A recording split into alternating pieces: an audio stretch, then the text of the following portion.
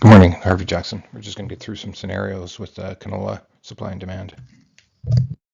Good morning. It's Harvey Jackson. Just going to go through my S&D and some of the details in here as changes are going to get made here. So what I have here is the S&D since 2019 and the acres, the harvested acres, the beginning stocks, which are carried over from the previous year. So, for example, the last changes that were made with um, the stats can highlighted in yellow here at 1.598 million metric tons carried forward into 2025 is the crop that we actually are processing and selling right now, and that's where I'll start. So in column M here, 2025-26, you have your seeded acres, your harvested acres, the yield that we got from StatScan, and that could change with this upcoming StatScan report, of course. Beginning stocks from the previous year, and your total production of what you can actually process. And our current pace right now for exports or for crush is at 12,600,000. And I just used a normal feed seed dockage, even though they made a big change back here to adjust some numbers for the following years last stats can. And they can do that again because they have to adjust things where they know the numbers of some of the processing and exports and imports. They know those numbers pretty consistently, but sometimes things don't jive up, so they make those changes. I am not beating up on StatScan, but at the same point, they do have some issues there. So let's get back to it here. 12,600,000 crush is at its current pace, and there's a known that they're likely to be slowing down in the spring when they actually spring and late summer. They all go through a scheduled maintenance, and they don't all go offline at the same time. So, and that's just a normal thing. So their crush capacity usually goes down at that time. And then your feed seed dockage, and then your exports. Our current pace without anything really getting ramped up right now, we're close to, I think, 6.7 to 7 million metric ton of exports on pace right now. So total that will get chewed through is 20,360,000, which will leave us 3,148 uh, 3,148,000 metric tons, which is a 15.5% carryout. You can see that we've had a close to 15% carryout, but we actually had almost banger crush and banger exports that year. Our crush capacity was only at 10 and a half to 11, and exports were at 10. So we got um, the next year with that same kind of a processing, and you end up chewing down. And that's what I kind of have here. We have this upcoming year a couple extra plants coming online, so another 2 million metric tons of crush capacity using a 92% capacity utilization. That would put us around 14.4 million metric tons possible crush capacity. And I've got to make the assumptions that they are going to use all that capacity. If they're going to get online late this summer and and crush next year, I am assuming the same kind. So to continue that, I do put in, or did put in the 8% increase in acres. So anything less than 5 or 5 or less, I wouldn't say it's bullish, or it would be bullish to the market. Sorry, so less than 5% increase in acres.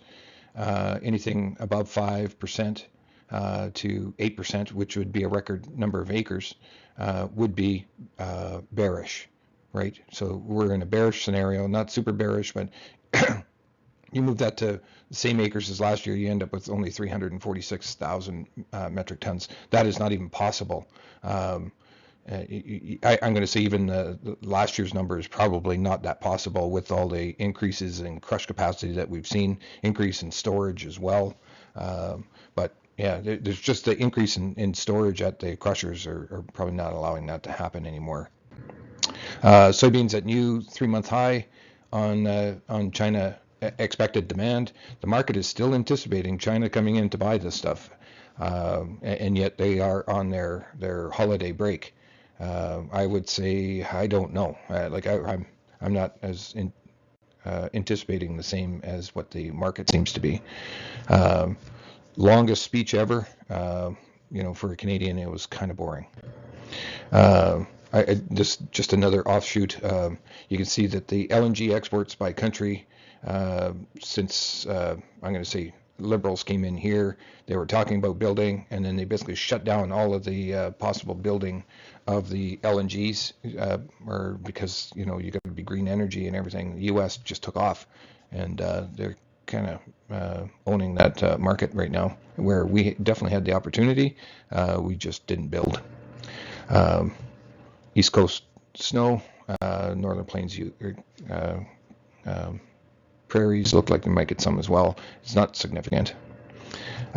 Weather so this is the 30-day percent of normal. So you would say this looks maybe a little bit lower than normal, but this is where harvest is happening. But this is the last 7 days, so it's slowed down harvest in Brazil for sure. Canola is slightly down. We see this almost a trend every day. Canola down a buck or two. By the end of the day, it's green, and it's following the soybean oil and your diesel fuel markets for sure. They're very strong relationship right now, especially with the renewable fuel mandates that are about to be released. It could be released at any day right now, and the market is anticipating good demand on the canola, which is good for Canadian canola for sure. But as I showed a couple of days ago, we are already at 83% up until the end of December on exports going to U.S. already. Now, that doesn't put into USMCA or CUSMA shipping in jeopardy at all with tariffs, you name it. But soybean oil is just below the 60-cent mark. Palm oil unchanged, still not doing anything. Spring wheat is up a penny and a quarter, and your Kansas and your Chicago wheats are down 5 cents. Corn up a penny, and the Canadian dollar just slightly down as well. Just quick look at it here, and I'm just using a farther out term on the May contract.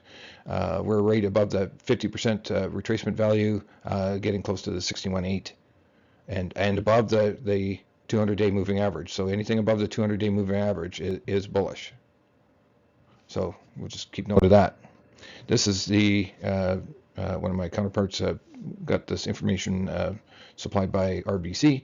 You can see the black line right here is actually what the market's currently doing and what it normally does for the May contract in the last 15 years. So where we are, do we get that leg up? I don't know just yet. There could be a pullback before that go up as well, which does show in this chart. So,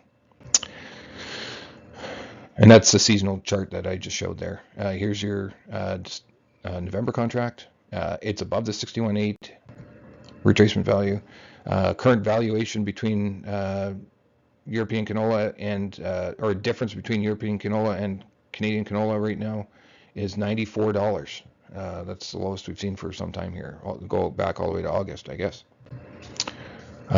Here's your Harbor Freight fuel. So basically since January, we've seen a basic increase. Same thing with your soybean futures and your crude palm oil going the other direction. So if somebody's looking for value to buy oil, your crude palm oil is definitely the cheaper one to buy. Your Canadian dollar's got that leg down. It's been pretty steady going down, but we do have some short-term moving averages here and your 200-day moving average here as well as possible support. U.S. dollar index did increase over the news from the rhetoric at the State of the Union. Gold futures still increasing this week.